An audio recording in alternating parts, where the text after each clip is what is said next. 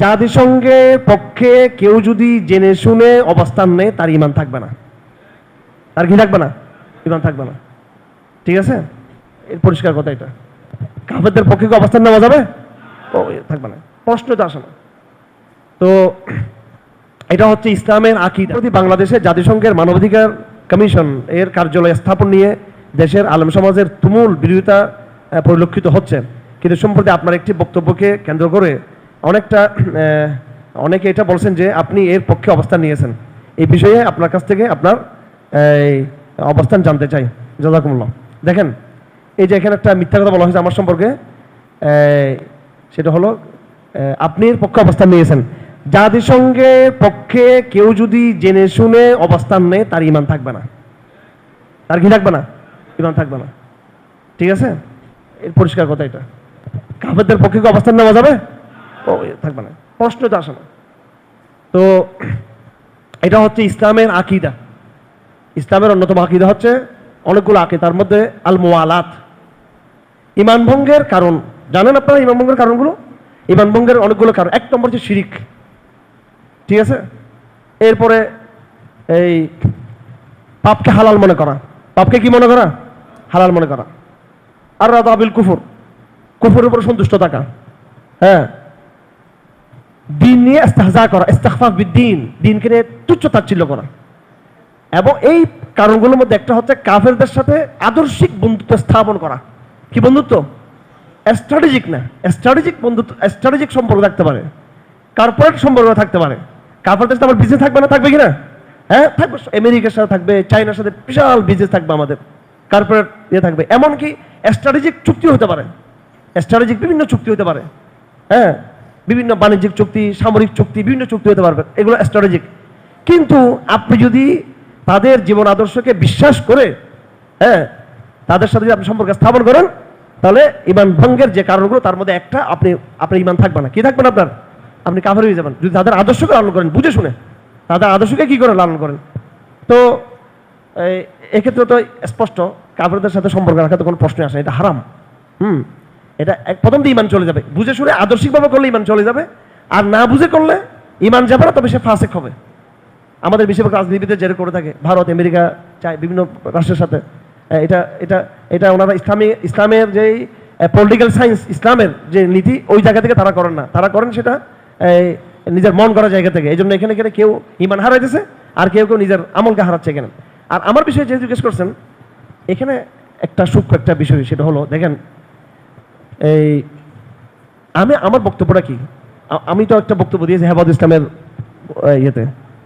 ওই বক্তব্যে আমি প্রথম কথা যেটা বলছি, যে এই যে আজকে বর্তমান বাংলাদেশের যে অবস্থাটা হয়েছে, এই আফটার রেভলিউশন, বিপ্লবের পর যেটা হয়েছে, এটা আমি আরো 10 বছর আগে আমি ভবিষ্যৎবাণী করেছি। এটা আমি বলছি, যে বক্তব্য নিয়ে আপনারা আমার সমালোচনা করতে, অনেকে, আপনারা না, অনেকে আর কি, কেউ এটা হিংসার কারণে করতেছে, জানে তারপর করে। আর কেউ, আমাদের অনেক ভাইরা আছেন যারা আমাদেরকে ভালোবাসে, তারা হয়তো এটা না বুঝে হয়তো দুঃখ পেয়েছেন, এমন হতে পারে। এই জন্য এটা ব্যাখ্যা দেওয়া উচিত। আমি মনে হয় এখানে সাংবাদিক আমাদের সুফিয়ান ভাই আছেন, মাহমুদুর রহমান সাথে অনেক বিখ্যাত বাংলাদেশের একজন অনেক বড় সাংবাদিকতার একেবারে সূর্য পুরুষ ভাই। আমরা আলহামদুলিল্লাহ একটু পড়াশোনা করি, কিছু মনে করবেন না আপনারা। আমি আমার ফেসবুক আইডিগুলো খেয়ে ফেলছিলাম। আমি দেখাইতাম আপনাদেরকে, হাসিনার আমলে আমি বারবার ভবিষ্যৎবাণী করছি একটা কথা। আজ থেকে 15 বছর আগে, 16 বছর আগে, 12 বছর আগে, 14 এবং 20 বছর, বিশেষ করে 10 বছর আগে থেকে আমি, এবং বিশেষ করে 2016 সাল কারাগার থেকে আসার পর আমি বারবার ভবিষ্যৎবাণী করছি যে হাসিনা চলে যাওয়ার পরে বাংলাদেশে পশ্চিমাদের কি বেড়ে যাবে? কি বেড়ে যাবে? আধিপত্য বেড়ে যাবে। সেই যে ভবিষ্যৎবাণী, তারই ধারাবাহিকতা হচ্ছে এই জাতিসংঘের যে এখানে অফিস আসছে সেটা। ইতিমধ্যে আপনারা দেখছেন বিভিন্ন স্তরে, বিভিন্নভাবে আমেরিকার প্রভাব এবং এই পাশ্চাত্যের প্রভাব অনেক বেশি বেড়ে গেছে বাংলাদেশে। তার মানে কি আমরা হাসিনাকে আবার নিয়ে আসবো নাকি এটা প্রতিরোধ করার জন্য? কিন্তু এটা হয়েছে, এটা বাস্তবতা। তা আমি এইভাবে বলতাম বহু আগে থেকে, যে হাসিনা পরবর্তী, হাসিনা রেজিমের পতনের পরে, এবং আমি এইভাবে লিখতাম যে ভারতীয় আধিপত্য উত্তর বাংলাদেশের একটা নতুন বাংলাদেশ আমরা দেখবো। সেটা হলো পাশ্চাত্যের আধিপত্যের বাংলাদেশ দেখবো আমরা। ডক্টর ইউনূসের আগমন তারই ধারাবাহিকতার একটা, এবং এটাকে আমরা এনজিও সরকার বলি। কি বলি এটাকে? এনজিও গভর্নমেন্ট বলি এটাকে। কিন্তু আমরা তাদের বিরুদ্ধে বেশি সংগ্রাম করতেছি না, এই জন্য, যেহেতু তাদের বিরুদ্ধে বেশি করতে গিয়ে আবার আওয়ামী লীগকে কি করা হবে? হ্যাঁ, প্রশ্রয় দেওয়া হয়ে যাবে। এই জন্য আমরা ওদের অন্যায়গুলো দেখেও আমরা অনেক সময় এই সহনীয় একটা মানে ধৈর্য ধারণ করতেছি, তারপর আমরা আমাদের প্রতিবাদ অব্যাহত রাখছি। তো জাতিসংঘের আগমনটা এটা আপনারা তো কি বলবো, মানে আপনারা তো সজাগ হয়েছেন এখন, আপনারা বুঝার আগে আল্লাহ পাক আমাকে এটা বুঝার তৌফিক দিয়েছেন যে এগুলো এখানে হবে বাংলাদেশে। আমি খুব সতর্ক, আমি অনেক কনসার্ন, শুধু এটা না আরো অনেক কিছু এখানে পুরো জিওপলিটিক্যাল হিসাব নিকেশ বদলে দেওয়ার মতো একটা চক্রান্ত হচ্ছে কিন্তু। তা আমার চেয়ে কনসার্ন কার বেশি আছে? জাতিসংঘের অফিস শুরু হচ্ছে তখন আপনারা আবার শুরু করছেন, আমি তো এটা আরো 10 বছর 8 বছর 5 বছর 7 বছর আগে থেকে বলা শুরু করছি আমি এই বিষয়ে। ঠিক আছে, পরিষ্কার, আমাদের আস্থা রাখতে পারবেন ইনশাআল্লাহ আজিজ। মাঝখানে একটা ঘটনা ঘটে গেছে, জাতিসংঘ যখন অফিস শুরু হলো স্বাভাবিক এখানে আমাদের সমাজ সংস্কৃতির বিরুদ্ধে এলজিবিটি সমকামিতা তথাকথিত ভুয়া পাশ্চাত্যের নারীবাদ এগুলো আছে, আমাদের সাংস্কৃতিক চ্যালেঞ্জ আছে এখানে। এরপর আমাদের স্ট্র্যাটেজিক চ্যালেঞ্জ আছে, নিরাপত্তার চ্যালেঞ্জ আছে। ওরা ইউরোপিয়ান ইয়েগুলোকে তারা স্পেস দিবে এখানে, পার্বত্য চট্টগ্রামে আশেপাশে, পূর্ব তিমুরের নজির আমাদের সামনে আছে, আমাদের সামনে দক্ষিণ সুদানের ঘটনা আমাদের সামনে আছে না আমাদের সামনে এই ঘটনাগুলো ঘটেছে। এবং জাতিসংঘ পাশ্চাত্যের পারপাস সার্ভ করে। আর জাতিসংঘের অভ্যুত হয়েছে আপনারা জানেন ইসরায়েল রাষ্ট্রের সাথে সাথে, কিন্তু কার সাথে সাথে? হ্যাঁ, ইসরায়েল রাষ্ট্র। এই জন্য আমরা অনেকে মনে করি ইসরায়েল রাষ্ট্রের নিরাপত্তা দেওয়ার জন্য জাতিসংঘকে কি করা হয়েছে, সামনে আনা হয়েছে। না হয় দেখেন, প্রথম বিশ্বযুদ্ধ দ্বিতীয় বিশ্বযুদ্ধের মধ্যে ডিউরেশন ছিল খুব কম, ঠিক কিনা? মাত্র 50 বছর হয় নাই, 40 বছরের ভিতরে 30 বছরের ভিতরে দুইটা কি হয়ে গেল, কত 14 সাল থেকে নিয়ে 14-15 সাল থেকে এদিকে কি পর্যন্ত, হ্যাঁ 18-19 সাল পর্যন্ত, আর ওদিকে হলো আপনাকে 41 থেকে 43 পর্যন্ত, 39 থেকে কত পর্যন্ত, 45 পর্যন্ত। প্রায় 10 বছর মেয়াদি এই যুদ্ধটা হয়েছে 2 টার্মে, এবং সেটা হয়েছে খুব কি অল্প ডিউরেশনে, খুব অল্প সময়ে। জাতিসংঘ না হলে কিন্তু এই লড়াইটা আরো হতো। দেখেন, এগুলো ইতিহাস পড়তে হবে। মানে এই সব যুদ্ধ বাঁধানোর পিছনে ভূমিকা ছিল ইহুদিদের। এটা আমি প্রমাণ করবো ইনশাল্লাহ, আমাকে সুযোগ দিবেন লেকচার। আমার হেফাজত ইসলাম কি করে বলে, আপনি খুব আলোচনা করার পর আমার পিঠে হাত দিয়ে করে করে এই পিঠে হাত দেওয়াতে আমি নার্ভাস হয়ে যাই, তখন আমি আর কথা বুঝতে পারি না। এবারও আমি আলোচনা গোলটেবিল বসছে, আর আমাকে সময় দিতে হবে তো, হ্যাঁ বলতেছে 1 মিনিট 2 মিনিট, তো একজন বক্তা কি কথা বুঝতে পারে এখানে? আমি কথা দ্রুত বলছি, চিন্তা করছি কেউ পিঠে হাত দেয়, হাত দেওয়ার আগে আমি যাচ্ছি বক্তৃতা শেষ করার জন্য। ওই যে আপনার সার্বর্দি উদ্যানে এরকম দাঁড়াইছি, প্রথমে বললো যে 1 মিনিট, প্রথমে মানটালি নার্ভাস করে দিছে আমাকে। এরপরে 1 থেকে 2 মিনিট যাইতে না যেতে পিঠে অন্তত 4-5 বার হাত বুলানো হয়ে গেছে। এই অবস্থার মধ্যে বাঙালিকে বোঝানো সম্ভব যে 8-10 মিনিটে? যাই হোক, আপনারা জুমাতে প্রশ্ন করছেন, ভালো করছেন। আমাদের অবস্থানটা বুঝেন ভালো করে। এই ইহুদিরা এখানে কিন্তু যুক্ত এই পাশ্চাত্য সমাজের উত্থানের পিছনে। যাদের প্রথম বিশ্বযুদ্ধে যখন নাকি হিটলার হেরে যাচ্ছিল, ইয়েরা হেরে যাচ্ছিল আপনার যে ইউরোপিয়ানরা জার্মানিদের সামনে, জার্মানিদের মায়ের কাছে, তখন ইহুদিরা এসে ওরা কি করলো, মধ্যস্থতা করে তারপরে কিন্তু তারা খুব কৌশলে জার্মানকে পরাজিত করে দিল। সেম দ্বিতীয় বিশ্বযুদ্ধে একই অবস্থা, ব্রিটিশরা অন্যরা হেরে যাচ্ছিল, মাঝখান থেকে ইহুদিরা এসে আমেরিকাকে যুক্ত করে, হ্যাঁ তখন তারা এই যুদ্ধে তারা ফলাফলটা কার পক্ষে নিয়ে আসলো, ইউরোপিয়ানদের পক্ষে নিয়ে আসলো। এখন এই যে এই জাতিসংঘের কথা বলতেছি, 2টা বিশ্বযুদ্ধ হওয়ার পরে আপনারা জানেন ইসরায়েল রাষ্ট্র কত সালে প্রতিষ্ঠিত হয়? 1900 কত সালে? 47-48 কি হয় জাতিসংঘের কি, মানে মাত্র 1-1.5-2 বছরের ব্যবধানে কি হয় ইসরায়েল রাষ্ট্র প্রতিষ্ঠা এবং কি জাতিসংঘ প্রতিষ্ঠা। আমার কথা মিলতেছে কিনা? অর্থাৎ যতদিন দরকার ছিল ইহুদিদের যুদ্ধ লাগানো, তারা যুদ্ধ লাগাইছে। এবার যুদ্ধ হলে কিন্তু ইহুদি রাষ্ট্র প্রতিষ্ঠা হয়ে গেছে। এখন আর যুদ্ধ লাগলে কিন্তু কার ক্ষতি? বস আস্তে করে সারা দুনিয়াকে তারা একটা ফ্রেমে নিয়ে আসছে, তারা যে আজ যাতে যুদ্ধ না হয়, যত যুদ্ধ হবে না এখন তত তাদের কাদের লাভ? ইহুদের লাভ। এখানে জাতিসংঘ একবার নিশ্চিতভাবে কি ইহুদের পারপাসকে সার্ভ করছে এখানে, ঠিক আছে? এগুলো অনেক গভীর ব্যাপার আছে। বাংলাদেশের কনটেক্সটে বিষয়টা একটু ভিন্ন হয়ে গেছে এখানে। সেটা কি, যে কারণে আমি মতামতটা একটু লিবারেল করে ফেলছি। আমার প্রথমে খুব একদম জাতিসংঘের ভিতরে খুব হার্ডকোর অবস্থান ছিল আমার, এখনো আছে সেই অবস্থান, আদর্শিক জায়গা থেকে স্ট্র্যাটেজির জায়গা থেকে আছে সেটা। এখানে জাস্ট আমি একটা সংযুক্ত করছি যে আপনারা সবাই জাতিসংঘের বিরোধিতা করতেছেন, আপনারা সবাই এখানে, কিন্তু এই সুযোগে ভারতের বিরোধিতা করতেছে আবার তলে তলে। এগুলো তো আমরা জানি ভাই, আমরা রাজনীতি বুঝি, আপনারা তো এগুলো জানেন। আপনারা শুধু ফেসবুক দেখেন, কোনো তথ্য পাওয়ার জন্য আপনাকে ফেসবুকে ঢুকতে হবে, গুগলে ঢুকতে হবে, ইউটিউবে ঢুকতে হবে, টুইটারে ঢুকতে হবে, বিভিন্ন আন্তর্জাতিক মিডিয়া ঢুকতে হবে। এরপর আপনাকে ইন্ডিভিজুয়াল বিভিন্ন যোগাযোগ করতে হবে, বিভিন্ন সাংবাদিক বুদ্ধিজীবী এদের কনসার্নগুলো নিতে হবে, ঠিক কিনা? আমি যখন স্ট্যাটাস দেওয়ার আগে আমি আমার ফেসবুকের আমার আইডি যে গরিব আইডি, ওটাতে আমি ঢুকি, বিভিন্ন বুদ্ধিজীবী সাংবাদিক ওই আইডিতে আমরা ঢুকি। এটাতে দেখি যে প্রগতিশীলদের চিন্তাটা কি। একটা হলো আমাদের সহজ সরল আইডি, এটা দিয়ে আমি ইসলামিক কনসার্নটা বুঝি। এরপর প্রগতিশীল আইডি আছে, ওরা ইউজ করে আমাদের, এগুলি আমি পুরো প্রগতিশীল সোসাইটির এটা আমরা বুঝি। তারপর আমরা টুইটারে ঢুকি, এরপর গুগলে সার্চ করে, মানে একেবারে ঘন্টা ঘন্টা কয়েকদিন আমরা গবেষণা করি এগুলো। আলহামদুলিল্লাহ আমাদের পরিবেশটা সেরকম, আমাদের পারিবারিকভাবে সবাই যাই হোক অনেকে এরকম চিন্তা ফিকির করে, যদিও হয়তো তারা হয়তো প্রকাশে লেখে না আর কি, লেখলে কি বুদ্ধিজীবী হয়ে যায়, আর বললে কি বুদ্ধিজীবী হয়ে যায় নাকি, নীরব কত মানুষ আছে চিন্তক। এরপরে আমি কি করি, তারপর আমাদের বন্ধু বান্ধব বাংলাদেশে, দেশে বিদেশে বিভিন্ন চ্যানেলে দেখা তথ্য নেওয়ার চেষ্টা, আসলে হোয়াট রিয়েলিটি কি, ফ্যাক্ট কি, বাস্তবতা কি। হ্যাঁ, তো এরপর কোরআন সুন্নাহর বিধান ঠিক এখানে, এটা নিয়ে আবার কোরআন সুন্নাহর কনসেপ্টটা কি এটা আবার বোঝার চেষ্টা করি। তো সবটা নিয়ে ভারত এখানে যুক্ত হয়েছে। ভারত যুক্ত হয়েছে যে তারা চাচ্ছে যে কোনো কারণে বাংলাদেশে আধিপত্যটা ভারতের হাতে থাকুক। কার হাতে থাকুক? ভারতের হাতে একচ্ছত্র থাকুক।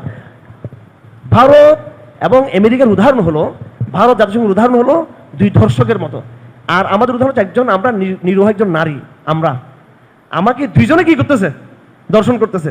তাহলে দুইজনে আমার শত্রু, কিন্তু ওই দুই দর্শকের মধ্যে, দুই ডাকাতের মধ্যে আবার স্বার্থের কি আছে, কিন্তু আবার দ্বন্দ্ব আছে। হ্যাঁ, জাতিসংঘ যখন এখানে আসছে, এটা আমাকে এখানে দর্শন করতে আসছে, এখানে তার এটা ডাকাতি, এখানে তার নিজস্ব একটা ইন্টারেস্ট তার এখানে অবশ্যই আছে এখানে, সেটা জাতিসংঘ হোক, আমেরিকা হোক, ইউরোপ হোক, চায়না হোক, কেউ ইন্টারেস্ট আর বাংলাদেশে এখানে আসে নাই। এখন ভারত চিন্তা করতেছে, আরে ওর খবরদারি থাকলো তো আমার একচ্ছত্র অবস্থার যেটা আওয়ামী লীগ আমলে ছিল ওটা থাকবে না। তখন আমি জাস্ট বললাম যে জাতিসংঘের বিরোধিতার পাশাপাশি আপনারা কি করুন, আপনার ভারতের বিষয়টাও নিয়ে আসুন। এবং আমি যেটা এখনো মনে করি, আজকেও মনে করি, যে ভারতটা হচ্ছে ফার্স্ট থ্রেট আমাদের জন্য, প্রথম থ্রেট হচ্ছে ভারত এখানে বাংলাদেশের বাস্তবতায় সর্বদিক থেকে। বাংলাদেশের আমলা বলেন, সাংস্কৃতিক জগৎ বলেন, এমনকি ইসলামপন্থীদের মধ্যে একেবারে এখনো যে একটা বড় অংশ সরাসরি ভারতের রয়ের সাথে তারা যুক্ত। সন্তোষ শর্মার ব্যাপারে আমি অবাক হয়ে যাবেন, সন্তোষ শর্মার সম্পর্কে তদবির করতেছে ইসলামপন্থীরা, ইসলামপন্থী বিভিন্ন দলের লোকরা সন্তোষ শর্মাকে নিয়ে। আমি শুধু আবার জমাতে একবার বকা দিয়েছিলাম, আমি শুধু ওদের কথা বলতেছি না, এরা ছাড়াও আরো অন্যান্য ইয়ে থেকেও সন্তোষ শর্মার পক্ষ থেকে বলা হচ্ছে আমাদেরকে একটু তাকে ছাড় দেওয়ার জন্য।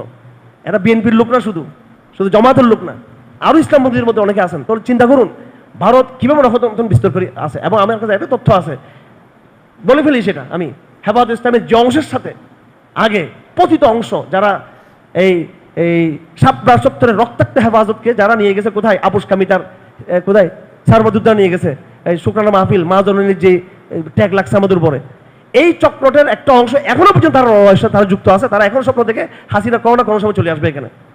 সামগ্রিক বিবেচনায় আমি একথা বলছি যে জাতিসংঘের ব্যাপারে যে আমাদের যে কনসার্নগুলো আছে, আমার বক্তব্য শুনেন, আমি বলছি এগুলো বহাল আছে, অবশ্যই এটা আমরা বলবো, বলে যাব, এখনো বলবো, আমরা সবসময় বলবো, চাপ দিতে থাকবো আমরা, এই আন্দোলন আমাদের থামবে না। জাতিসংঘের বিরুদ্ধে আমাদের অবস্থান স্পষ্ট এবং সেই আন্দোলন চলমান থাকবে, ঠিক আছে, এই আন্দোলন চলমান থাকবে। কিন্তু পাশাপাশি আপনাকে বারবার ভারতের বিষয়কে সামনে নিয়ে আসতে হবে। কি করতে হবে? ভারতের বিষয়কে সামনে নিয়ে আসতে হবে। যদি আপনি একচ্ছত্র শুধু ওইটাই করতে থাকেন, তাহলে কিন্তু এখানে ভারত এটার সুযোগ নেবে, ওই সুযোগটা না হয়। এই জন্য আমি জাস্ট সতর্ক থাকতে বলছি আমি এখানে। আর আমার বানিয়েছেন কি, যে আমি তার পক্ষে, জাতিসংঘের পক্ষে হয়ে গেছি, নাউজুবিল্লাহ, হাই রে বাঙালিদের মগজ, বাঙালিদের জিও পলিটিক্যাল সায়েন্স। হ্যাঁ, দুইজন দর্শকে একজন নারীকে দর্শন করতেছে, তা আমি দেখলাম যে একজনকে নিয়ে খুব বেশি আলাপ হচ্ছে, এই লোকটা দর্শক, তখন আমি বললাম যে কি ওরে নিয়ে আলাপ করতেছে, আরেকজন তো আছে, হ্যাঁ, তো আমি আরেকজন নিয়ে আমি আলাপ তুললাম। তখন সবাই বললো, দেখছো দেখছো তো যে হুজুর ওই প্রথম দর্শকের পক্ষ হয়ে গেছে, সবাই মিলে প্রথম দর্শকের বিরোধিতা করতেছে। তাই আমি বললাম যে দ্বিতীয় আরেকজন আছে, তার কথা বলো, তার কথা বলো। এখন বললো যে দেখছো দেখছো হুজুর প্রথম দর্শকের পক্ষে চলে গেছে।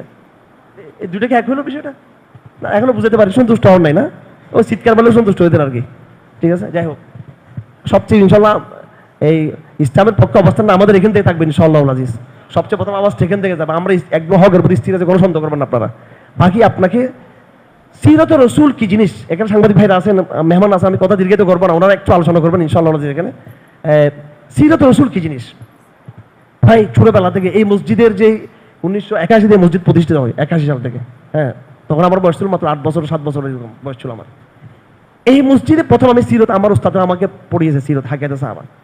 সিরত নট একটা থিওরিক্যাল কোনো বিষয় না, সিরত রসুল, আল্লাহ রসুলের জীবনী, এটা প্র্যাকটিক্যাল সংগ্রাম, প্র্যাকটিক্যাল সংগ্রাম। যে আল্লাহ রসুলের উপরে তৌহিদের কঠিন বাণী কোরআন নাজিল হয়েছে, সেই রসুল কিভাবে মক্কার গলিতে গলিতে উনি কাফেরদের সাথে ডায়লগ করছেন, চুক্তি করছেন, হ্যাঁ, উনি কথা বলছেন মক্কাতে, উনি কথা বলছেন সুলাহ হুদাইবিয়াতে, উনি কথা বলছেন আবার ইহুদিদের সাথে মদিনার মধ্যে গিয়ে। এগুলো প্র্যাকটিক্যাল সংগ্রাম অনেক। হ্যাঁ, যারা আপনার ফেসবুকে কোনো কাজ টাজ নাই, আপনাদের মুসলিম ফান্ডের জন্য কালেকশন করতে হয় না, আর আল্লাহ রাস্তায় জিহাদও শুরু করার কোনো কিছু নাই, হিজরতের কোনো পরিকল্পনা নাই, বা উম্মাদকে জাগানোর ফজর ক্যাম্পেইন আপনাদের নাই। ওদের ফ্যান্টাসি তো হচ্ছে ওই, এবং স্বঘোষিত, এগুলো হচ্ছে স্বঘোষিত, আর বললাম না আর কি, ঠিক আছে, স্বঘোষিত, তারা নিজেকে বহুত কিছু মনে করে আর কি। হ্যাঁ, তো এই ফ্যান্টাসি যে প্রজন্ম যেটা আছে, তারা তো প্র্যাকটিক্যাল লাইফে নেই, প্র্যাকটিক্যাল অবস্থার মধ্যে নেই। হ্যাঁ, আমি কীভাবে তাদেরকে ফাংশন করবো? আমার সামনে এখন বেপরদা 4টা মহিলা চলে আসছে এখন, এবং ওরা এসে আমাকে জানতে চাচ্ছে যে আমরা কি দিন শিখতে চাই। এর মধ্যে আদনান কি করি বললো, ভিডিও করে বললো আমার যে হুজুর বেপরদা 3টা মহিলার সাথে কি করতেছে, কথা বলতেছে। এখন এগুলো আমাকে বিমানবন্দরে, রেল স্টেশনে আমার সাথে তৎক্ষণাৎ দেখা, বা কোনো কোনো চিন্তা, হুজুর আপনাকে তো আমরা দেখি, আপনাকে আমাদেরকে একটু বলেন এই বিষয় সম্পর্কে। এখন কথা বলতেছি, আর একজনে ক্লিক করে বলতে যে হুজুর তো বেপরদা মেয়েদের সাথে দাঁড়িয়ে দাঁড়িয়ে এয়ারপোর্টে কি করতেছেন, ভিআইপি লঞ্চে বসে কথা বলতেছে। এটা হইলো এটা? ওরা আসছে আমাকে মশলা জানার জন্য, বা আমি আমল মারফ করতে গেছি, ঠিক আছে। আমি ঢাকা থেকে আসতেছিলাম, ঢাকাতে আসার পরে দেখলাম যে আমরা এয়ারপোর্ট থেকে নেমে যখন বাসে উঠলাম, তখন সব লোক বসা, এখন বেপরদা অনেক মেয়েরা বসা, একজন মুত্তাকি এদের মতো এই বেচারা দাঁড়িয়ে আছে, জায়গা পাইতেছে না। তখন আমি বললাম যে তাকে তো স্পেস দেওয়া দরকার, একটু জায়গা খালি আছে। একটা মেয়েকে কাছে গিয়ে বললাম যে তুমি কিছু মনে না করলে, তো খুব একবার কাছে গিয়ে খুব ভদ্র বললাম যে তুমি একটু যদি ওদিকে যাও, বলো একটু ইয়ে করতে পারবে। এখন এই অবস্থায় তাকে তার কানায় বলতেছি, এখন কেউ যদি ছবি তুলে ফেলে, দেখছো হুজুরে আলটা মডার্ন ধান মাম্মি ডেডি কি এখানে বিমান থেকে নেমে কি করতেছে, ফিস ফিস করতেছে ওর সাথে। আমি তাকে বলতেছি আপনি এখানে পর্দার ভিতরে লঙ্ঘন চাপ খেতে শুরু, ওখানে মেয়েদের করে চলে যান, আর এই ভাইটাকে হুজুর, এই ভাইটাকে একটু বসতে, সাথে সাথে আমার কথা শুনছে। তো আমলের মারুফ এগুলো তো, মানুষের প্র্যাকটিক্যাল লাইফটা অনেক কঠিন, প্র্যাকটিক্যাল লাইফ অনেক কঠিন, প্র্যাকটিক্যাল ইয়েটা অনেক বিষয়। আমরা বাংলাদেশে শুধু কথা বলি না ফেসবুকে, আমরা বাস্তবে আমরা প্রশাসনের সাথে বসি, আমরা জনগণের সাথে বসি, কথা বলি, এবং যতটুকু সম্ভব হাসিনা আমল পর্যন্ত আমরা বিভিন্ন পর্যায়ে প্রশাসনকে আমরা বুঝাইতাম, কথা বলতাম, মোটিভেশন করতাম, দাওয়াত দিতাম আমরা। তো যাই হোক, আমরা ফিতনার মধ্যে না থাকি, আর আমারও ভুল হতে পারে। আপনাদেরকে ধন্যবাদ, আপনারা আমার বিরোধিতা করেছেন অনেকেই, এটার জন্য ধন্যবাদ। কারণ এই বিরোধিতার মধ্যে একটা ফায়দা আছে। কি ফায়দা আছে? সেটা হলো যে আমি যদি পদস্খলন হই তাহলে আমি সতর্ক হব, এটা দরকার আছে। আর একটা ঘোষণা আমরা দিচ্ছি আল কোরআন দারসের পক্ষ থেকে, ইনশাআল্লাহ ওলামা জনতা ঐক্য পরিষদ, আমরা আগে একটা প্ল্যাটফর্ম ঘোষণা দিয়েছিলাম, এই ব্যানার থেকে আমরা জাতিসংঘকে এই সপ্তাহের মধ্যে আমরা একটা স্মারকলিপি দিচ্ছি আমরা আনুষ্ঠানিকভাবে। সেখানে আমাদের লোকরা আপনারা যাবেন, ঢাকা থেকে থাকবে, আমরা আনুষ্ঠানিকভাবে এটা আল কোরআন দারসের উদ্যোগে হবে, এবং ওলামা জনতা পরিষদ যেটা নিয়ে আমরা ঢাকা চট্টগ্রাম অনেকগুলো মিটিং আমরা করেছি বিভিন্ন ইস্যুতে, আমরা আনুষ্ঠানিকভাবে আমাদের কনসার্নগুলো আমরা তুলে ধরবো, এবং ইংরেজি ভাষায় সেটা আমরা তাদেরকে পেশ করবো ইনশাআল্লাহ। আর এখানে থামবে না, আমাদের আন্দোলন কখনো থামবে না এখানে, কারণ এদেরকে চাপে না রাখলে এরা আবার ওই সমস্ত ওই যে এনজিও প্রকল্পকে তারা প্রমোট করবে। কিন্তু আপনাদেরকে আমি বলতে চাই আমার ভাইয়েরা, ভারত সম্পর্কে আপনারা সতর্ক থাকবেন। আল্লাহ রসুল ভারত সম্পর্কে সতর্ক করছে, ঠিক কিনা, করছে কিনা? এই অঞ্চলে যতটুকু চীন থ্রেট আমাদের জন্য, যতটুকু আমেরিকা থ্রেট আমাদের জন্য, যতটুকু ব্রিটিশ আমাদের থ্রেট, তার চেয়ে বেশি থ্রেট হচ্ছে ভারত, অনেক বেশি।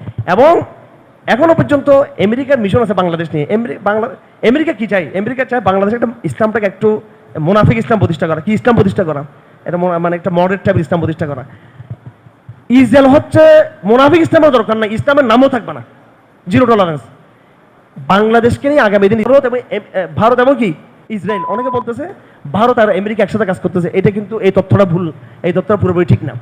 আমেরিকা ভারতের লেন্সে দেখে, এটা অনেকে বলে, ঠিক আছে দেখে কিছু বিষয়, কিন্তু মূল ইসলামকে নির্মূলের যে এজেন্ডা, এটা করতেছে কে?